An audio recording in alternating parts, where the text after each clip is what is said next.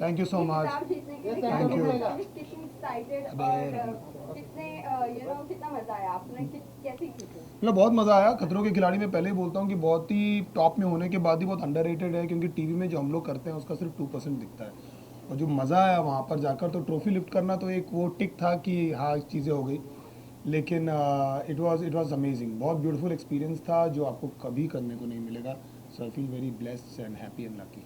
आपका कौन favourite stunt मेरा एक्चुअली डायनामिक स्टंट रहते थे, जहाँ पर चॉपर्स आते हैं और पानी के अंदर आप कूदते हो और जो भी चीज़ें होती है, तो उसमें बहुत सारी चीज़ें, मैं तो चॉपर में बैठा भी नहीं था ढंग से पहले।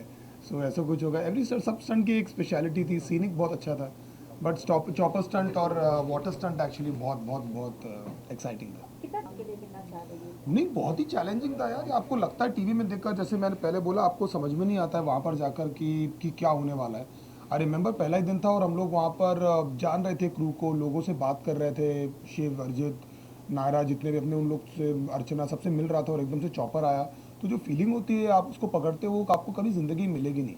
आप राइड में भी बैठते हो तो आप पैसे देकर बैठते हो, आप उसको रुकवा सकते हो, कुछ कर सकते हो। तो यहाँ पर कैमरा है, रोहित सर सामने है, सब देख रहे हैं, आपकी इमेज है, तो इतनी सारी चीज़ें आपके दिमाग में चल रही होती है, तो आप एक अलग ही एक चीज़ है।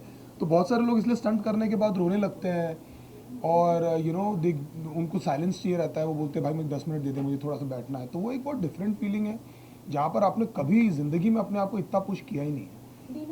के साथ रोहित शेट्टी के अलावा खतरों के खिलाड़ी बन नहीं सकता। उसका कारण दरअसल ये है कि नंबर वन तो वो स्टंट फील्ड से ही आते हैं, और सेकंड तो क्योंकि हमको जानने का मौका बहुत अच्छे से मिला, उनके साथ में हम लोग रहे वहाँ पर। जैसे ही गया ऊपर आया तो मेरा हाथ पूरा छिल गया था वहाँ पर, तो मुझे चोट लग गई थी, तो पता नहीं क्या हो गया। रोहित सर ही बोले थे क्या कर रहा है डी। सो या इट वाज, वो होना भी ज़रूरी है ना, थोड़ा सा स्टोरी में ट्विस्ट टर्न्स होना बहुत इंपॉर्टेंट। कहा सुनी। बाकी बाकी I don't know how to say about this experience. Actually मैं बहुत डर रहा था वहाँ जाने से पहले कि यार क्या चीज़ें होगी, लेकिन मैंने बोला रोहित सर को, बोला सर वापस बुलाने में आऊँगा। दिनों आप क्या कहना चाहेंगे? पाएगा, लेकिन मेंटल स्ट्रेंथ बहुत ज़्यादा ज़रूरी है, क्योंकि वो हो जाता है। क्योंकि पहले मुझे लग रहा था कि बहुत ज़्यादा स्ट्रेंथ रिलेटेड चीज़ होने वाली है, but the way that girls have pulled it of, आपने देखा ही है कि रश्मित ने कैसा परफॉर्म किया, या फिर अर्चना ने, या फिर सब लोगों ने, कि सौंदूस ने, सब लोगों ने कैसा परफॉर्म किया, Aishwarya, Naira, everybody, Daisy, everybody. So so mentally you have to like convince your mind all the time. जब वो फीलिंग होती है, जब ठंड, एक तो आप लोगों को पता नहीं है कि वहाँ पर ठंड कितनी थी, ऑडियंस को कभी ये दिखा नहीं। जब आप चॉपर से बाहर आते हो वैसे, और आप नीचे झाँकते हो, और जो पानी ऊपर आता है आपके चॉपर के पंखों से, और वो चॉपर पूरा हिल रहा होता है, और रोहित सर बहुत दूर खड़े होकर बोलते हैं, तो आपके दिमाग को आपको बोलना पड़ता है कि ये बहुत बहुत डिफरेंट गेम है। कभी, मैं वापस बोल रहा हूँ कि टीवी में नहीं दिखेगा आपको। वो मस्ती करेगी भैया, कुछ करेगी, और जैसे स्टंट होता था वो कुछ कर देती थी अर्चना, तो बहुत अनप्रडिक्टेबल, मतलब लोग बहुत वियर्ड थे, हाँ अनएक्सपेक्टेड थे। सौंदूस बहुत अनएक्सपेक्टेड थी। वो बोलती थी मैं डर रही हूँ, रोएगी। आप लोगों ने देखा था जो डिप वाला स्टंट था उसके बाद भी।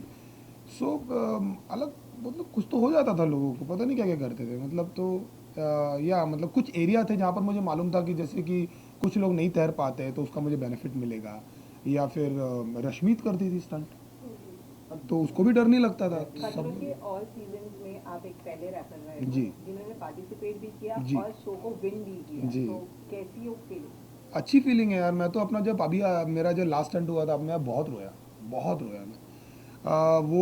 वो जॉय भी था, वो एक सर्टिफिकेट भी था कि आप यहाँ तक पहुँचे।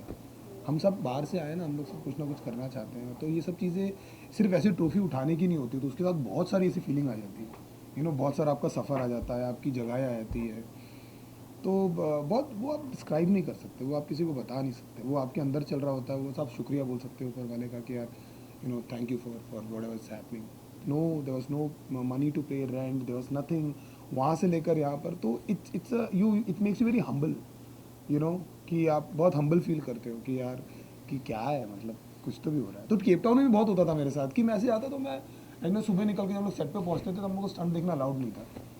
तो बिल्कुल स्ट्रिक्ट चलता है, कुछ भी रिक नहीं होता, कुछ कुछ कुछ ना देखने देते ना कुछ करने देते। अगर कहीं जा रहे हैं तो आंखों में पट्टी बांधते, मेरे को लग रहा था टाइम पास वो करेंगे लोग। ऐसा कुछ नहीं है भाई, उन लोग कुछ कुछ देखने नहीं देते। तो पर्वत और को दिखता देखते बड़े बड़े वहाँ पर थे, तो ऐसा लगता था कि यार हम लोग बहुत छोटे हैं, और हम बहुत छोटे काम कर रहे हैं ज़िंदगी में, मतलब बहुत ही छोटे हैं। तो वो फीलिंग हमेशा मुझे बहुत हम्बल रखती थी वहाँ पर, क्योंकि वहाँ पर सीनिक बहुत था। तो नेचर आप इतना बड़ा बड़ा देखते हो ना, इसलिए शायरियाँ निकलती वहाँ जाके। शायर बन जाते हो।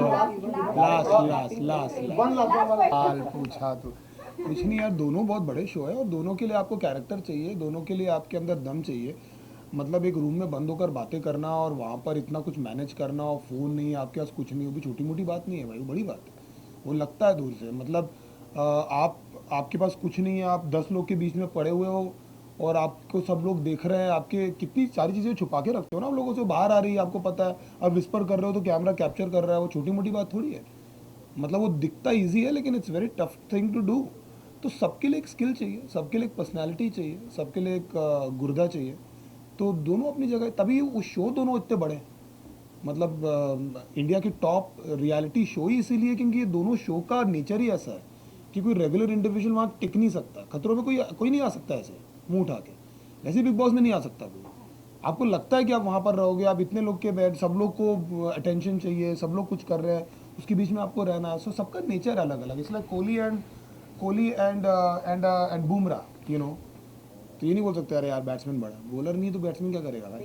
क्या हुआ था मैं भैया बिन दिशा की नाव में, और खींची चढ़ी जा रही थी गहरी नदी बहाव में, धरती नहीं थी पाव में, पूरी लाइफ लगी थी दाव पे, चिल्ला रहा था बस लाउड में, खोया रहता था पाव में, ताने नजर आते थे लोगों के हर सुझाव में, मेरा माथा था तनाव में, बस रहता था दबाव में, फिर भी लेकर चलने लगा अपने सारे घाव में, फिर लड़ना नेचुरली आ गया मेरे स्वभाव में।